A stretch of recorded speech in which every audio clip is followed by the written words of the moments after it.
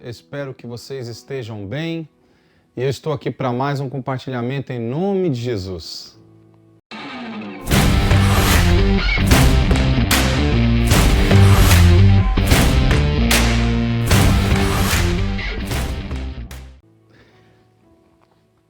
Queridos, eu gostaria de compartilhar hoje algo que eu venho meditando ao longo dessa semana.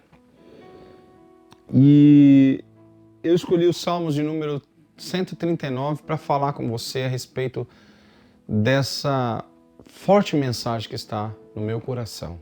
Amém? Então, Salmo 139, versículo de número 7. Para onde me ausentarei do teu espírito? Para onde fugirei da tua face? Se subo aos céus, lá estás. Se faço a minha cama no mais profundo abismo, lá estás também. Se tomo as asas da alvorada e me detenho nos confins dos mares, ainda lá me haverá de guiar e a tua mão e a tua destra me susterá. Glória a Deus. Nesse salmo a gente vê que Davi, ele faz duas perguntas interessantes aqui. E são, na verdade, retóricas, porque ele não está com dúvida. Ele está sugerindo uma reflexão. Ele está sugerindo um pensamento, mas não são perguntas que não requerem respostas. Então, no versículo 7, ele diz assim: para onde me ausentarei do teu espírito? E se você continuar lendo, você vai ver que ele sabe que não há como se ausentar de Deus. Deus está em todos os lugares. Ele pergunta assim: para onde fugirei da tua face? E se você continuar lendo, você vai ver que Davi conhecia a respeito da onisciência de Deus. Ele sabia que não há como se ausentar da presença de Deus. E eu gostaria de falar um pouco sobre a onipresença de Deus, porque uma coisa é você saber a respeito de Deus, outra coisa é Ele estar junto com você. O fato de você saber a respeito de Deus não é suficiente na hora da tribulação. O fato de você ter aceitado Jesus em algum momento da sua vida não lhe dá condições de vencer batalhas. Eu quero te convidar a pensar sobre um Deus que não está longe de você, mas está perto de você. E quero te chamar a atenção para que você clame, para que Deus entre com você na situação que você tem vivido. Porque muitas pessoas, na verdade, são apenas religiosas. Muitas pessoas apenas dizem glória a Deus, aleluia, misericórdia. Mas elas não têm uma intimidade com Deus, experiência com Deus, que possa dar esse mesmo sentimento de estar rodeado de Deus como Davi tinha. Davi faz essas perguntas retóricas, mas na resposta dele você vai ver que ele tinha na cabeça dele que Deus estava perto dele, que Deus a qualquer momento poderia intervir na história dele. Ele fala: olha, se eu subir aos céus, o Senhor vai estar lá. Se eu pegar a minha cama e colocar num profundo abismo, o Senhor vai estar também. Se eu colocar asas e voar por cima dos montes, o Senhor vai estar também. É importante que nós creiamos desta forma. Num Deus que pode se fazer presente na hora da angústia, num Deus que pode mudar a nossa história.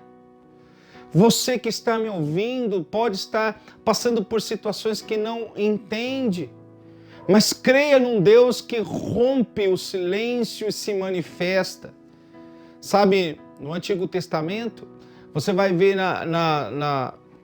na edificação do tabernáculo, ou na edificação do templo, Ou quando Elias, né, ele fez um altar e clamou ao Senhor com fé. Você vai ver que Deus se manifesta, e a manifestação da presença de Deus, ela traz resultados. É diferente da onisciência. A onisciência de Deus é saber que Deus está em todos os lugares, mas a presença de Deus é que traz o milagre. Você vai ver no início, na edificação do tabernáculo, a presença de Deus desceu e houve fogo e glória sobre o altar e o povo se dobrou ao Senhor. Você vai ver a mesma coisa em 2 Crônicas 7, na edificação do templo, né? Mas agora de Salomão. Você vai ver que a glória do Senhor desceu e os sacerdotes não podiam ficar de pé. Você vai ver quando Elias, ele clama ao Deus, sabendo que o que ele estava fazendo estava debaixo da vontade de Deus. Ele não só fez um altar, como ele fez um buraco ao redor do altar, mandou colocar água naquele buraco ali, naquela valeta.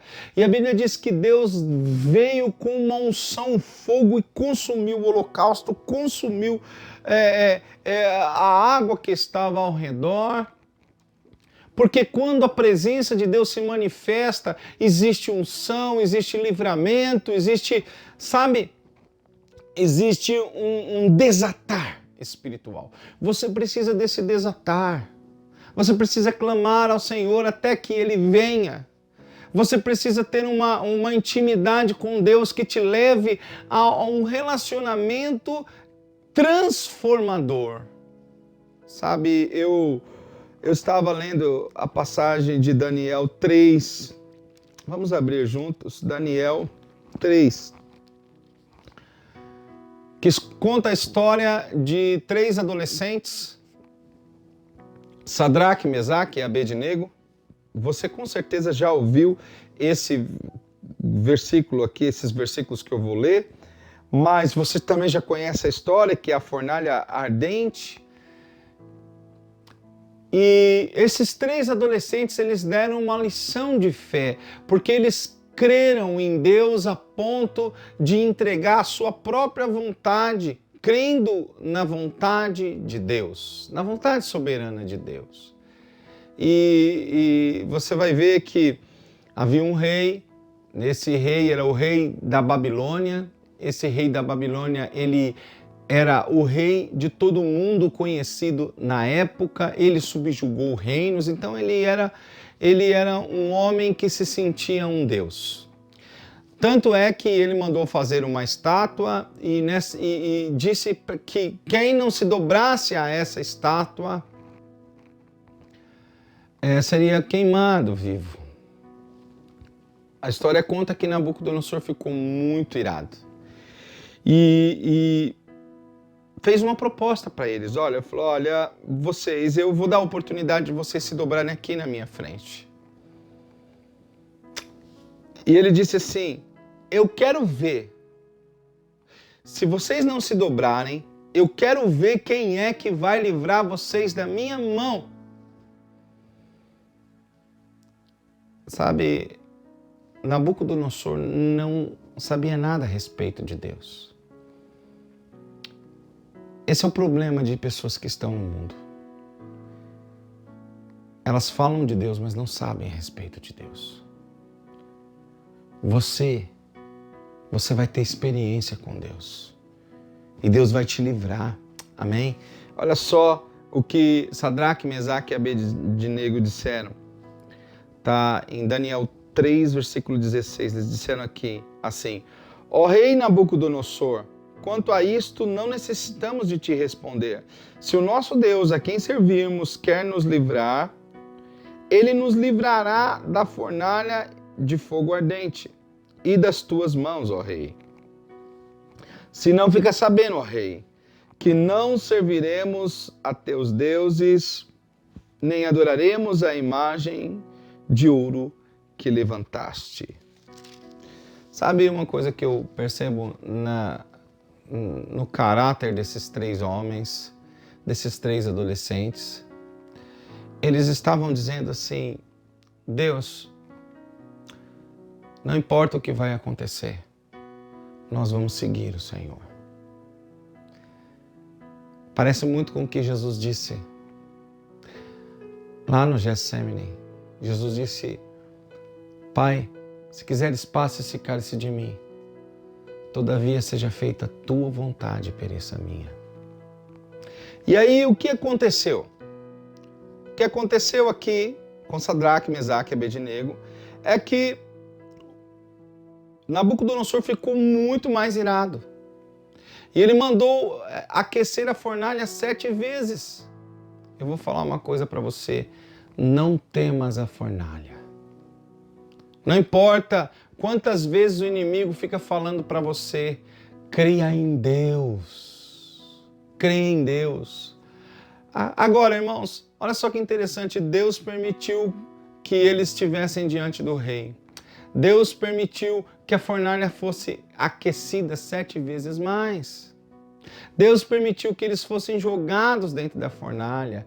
E vale lembrar que os homens que jogaram eles dentro da fornalha foram imediatamente mortos pelo calor que saía da fornalha. Deus não tem problema com as ameaças do inimigo, porque ele é muito maior. E a história conta que Nabucodonosor mandou que se lançassem os 3 jovens lá dentro, mas eles foram lançados e Nabucodonosor ficou olhando o que ia acontecer dentro da fornalha. E no versículo de número 24, Daniel 3:24, nós lemos o quê? Então o rei Nabucodonosor se espantou e se levantou depressa e disse aos seus conselheiros: não lançamos nós 3 homens atados dentro do fogo? E responderam ao rei: é verdade, ó rei. Tornou e ele e disse: eu, porém, vejo 4 homens soltos que andam passeando dentro do fogo, sem nenhum dano, e o aspecto do quarto é semelhante a um filho dos deuses. Então chegou Nabucodonosor à porta da fornalha, sobremaneira acesa, e falou e disse: Sadraque, Mesaque e Abednego, servos dos Deus Altíssimo, saí e vinde. Então Sadraque, Mesaque e Abednego saíram do meio do fogo. Irmãos, a única coisa que foi queimada foi as cordas que prendiam Sadraque, Mesaque e Abednego.